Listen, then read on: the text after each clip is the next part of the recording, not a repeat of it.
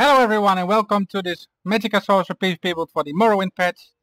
The build that I'm about to show you is about stacking a very high Magicka pool so we get really good shields. Now the reason I went for a high max Magicka is because I want to become way more tanky now that we lost Pirate Skeleton, which was really strong last patch. In this build we are still going to run Dark Conversion. We're going to sustain through stamina recovery and Magicka recovery. We are going to maintain a very high regular base damage. In this build the Crystal Fragment tooltip just with power surges reaching 15k.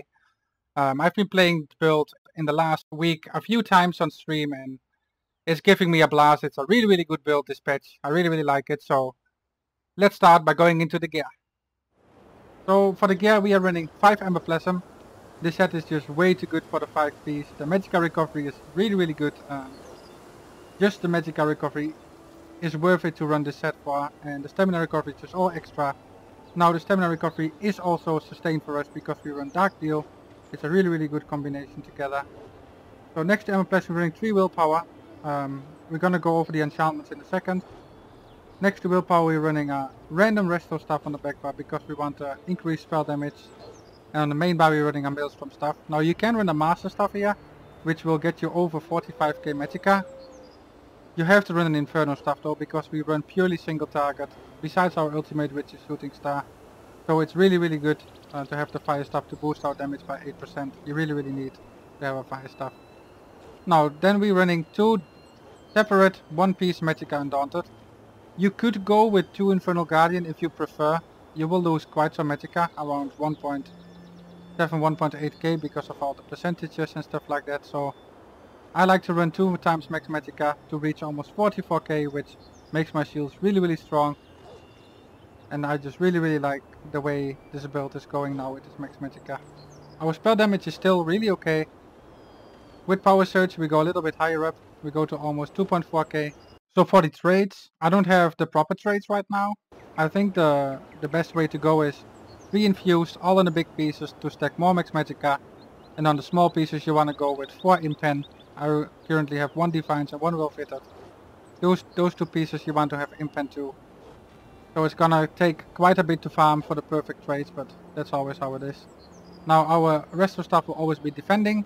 On our back bar we don't deal that much damage, we want to be tanky on this bar while we are defending ourselves. And on the main bar we of course take Sharpened for the offensive pressure, which is the best trade right now. Now as you can see I'm running a Drain Magicka Poison. This Magicka Poison really helps with the sustain. This is almost 200 recovery. It is 200 recovery. It might even be a little bit more. I feel without this poison my sustain is way less, so I suggest you get these. I will put the flowers you need in the description for this poison. Now on the jewelry we are running 2 Magicka recovery and 1 reduced magic cost of spells. I am a Breton, so by running reduced cost on my jewelry I lose a little bit of my percentage passive. If you are high elf you go 2 reduced cost and 1 recovery. So Breton 2 recovery, 1 reduced cost. High elf 2 reduced cost, 1 Magicka recovery. For the food we are running Tri-Stat food. Witch mod is not an option because we will reach way too low stamina pool. In Cyrodiil it might be okay sometimes, but in Battleground you're gonna have 8k, 7k, 8k stamina. It's way too low. This is not an option. I won't suggest running Witch mod. We run Tri-Stat pots. You could run immovable or spell power pots with mines, but the stamina recovery from Essence of Health is so important from the Tri-Stat pots, so we can even spam more Dark Deals. And if we get too much pressure you need the stamina sustain from this. For the Munderstone we are running the Mage. The Mage is actually kind of freedom. On an offensive Mundus. You could run the Thief, you could run the Shadow. I think for Battlegrounds you have to run the Atronach, so if you go no CP, keep the exact same build, just switch the Munderstone to Atronach and you're gonna be totally fine. Now as you can see, we are also a vampire. The reason we are vampire is because of their passive. They are really good for Magicka Sorcerer. You get extra sustain, Magicka and stamina recovery. They both benefit our build, so that's one thing we really need. The Undead passive, the reduced damage taken, works on shields. Your shields get stronger because of this. Those 2 passives are the main reason for us to run Vampire. You could win Mistform on the back bar or on the overload bar. It makes you really tanky and really mobile in some situations, as we don't have anything to remove snares with, so Mistform could be a good ability to use. Vampire overall is benefiting in Magicka. So for our total stats, we're gonna buff us up with Power Surge. You can see we are reaching halfway to 2.4k spell damage. It makes our Crystal Fragment tooltip almost 15k, which is really high. Last patch I ran 14k and the damage was more than enough. This might sometimes even be overkill. I really like the overkill damage, it helps. While fighting outnumbered by a big lot, so we are running 15k tooltip on Crystal Frag. Now if we drink a potion, our recovery goes to 2k. This recovery is not enough to sustain by yourself. If you want to sustain without Dark Conversion, you need around 2.5, 2.6k. With the Atronach you're almost gonna reach that. Now the stamina recovery is really good. This helps us by dodging, blocking, break free, more dark deal. It's overall really important to have. So let me buff Power Surge again. These will be our overall stats. Our critical goes up because of the passive from the Dark Magic. So we go to almost 40% spell crit. This is why the Shadow might be a good option too. These are my stats, you can adjust them to yours. Let's go over to our skills. First of all, we're running Force Pearls. Crushing Shock is preferred, it's a better option. I have Force Pearls because I play in small groups and they also are Magicka Sorcerers. They already have Crushing Shock, so I like to have a little bit more damage.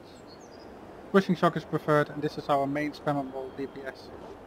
Next off, Crystal Fragments. You want to time this with your curse, which pops after 3.5 seconds. It's a CC, very hard hitting. It can proc and you make it an instant cast, that's when you want to cast it. While casting shields or other skills, you have a chance of insta proccing the Crystal Frag and it even gets more damage. It's really strong. So you want to time this with curse and then you're gonna be fine.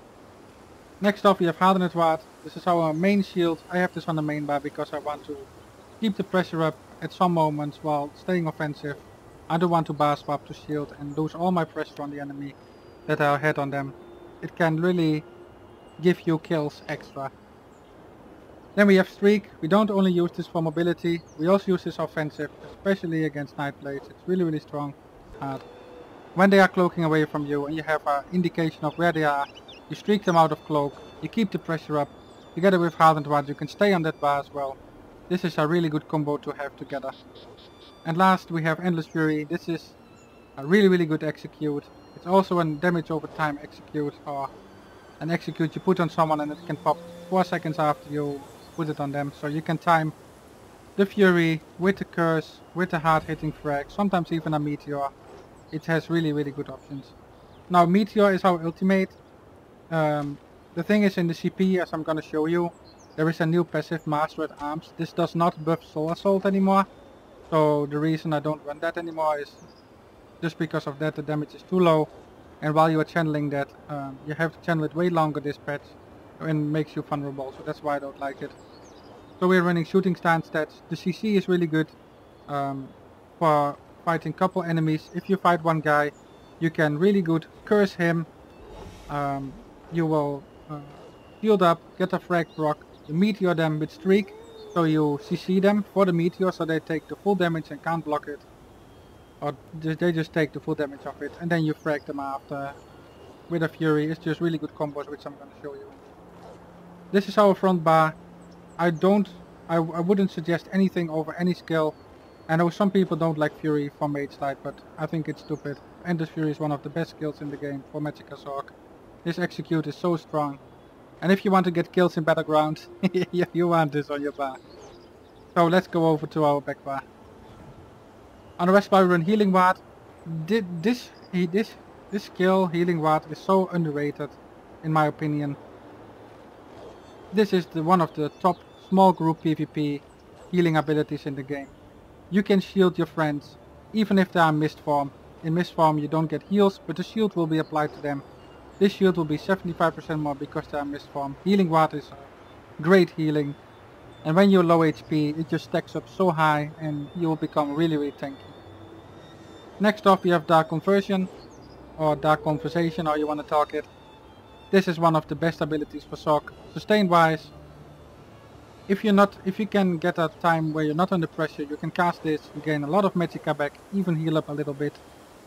Really, really great for sustain. It gives sorcerers options to go way more offensive and get really high offensive tooltips by not having to run that much sustain gear or jewelry and that kind of stuff. Really, really good ability. Third off, you have Harness Magicka.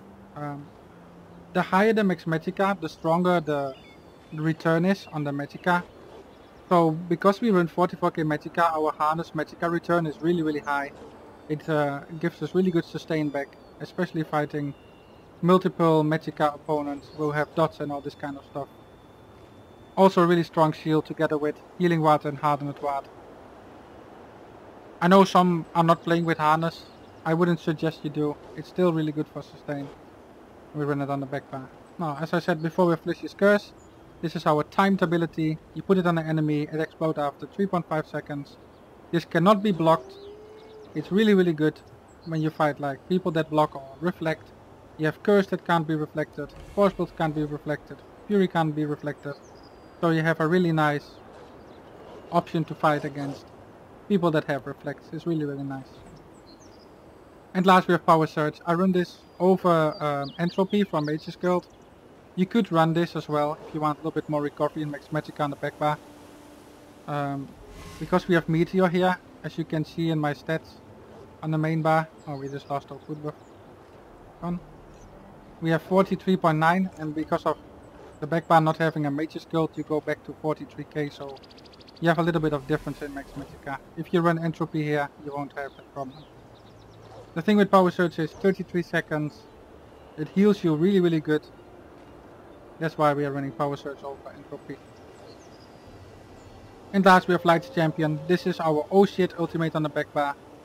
This actually re-synergizes really well. If you play 2vx and your friend has the offensive ultimate ready, you can pop the Light's Champion. Because you will buff him with Major Force, giving him 15% extra critical damage. It's really good together. It is like 5-6 seconds of God mode you can apply together with your friend. It's really, really strong. Best ultimate right now. I think even they should nerf it in a way. It's way too powerful. Yeah, that's the skills we are running. So there are some other options you can run. Another great ability is Mines. You can put Mines instead of Power Surge. And you will run Spell Power Pots instead. I don't have them on me, let me show them quick. You have Spell Power Potions. These are really good as well. You won't get the stamina sustain from it, so that is a downside. And you won't get a panic heal when you take too much damage because it doesn't give you health. But it doesn't give you the crit, which is really good. So you benefit by gaining a skill slot and you get extra crit. So that's an option you could do. There's one more thing you could do.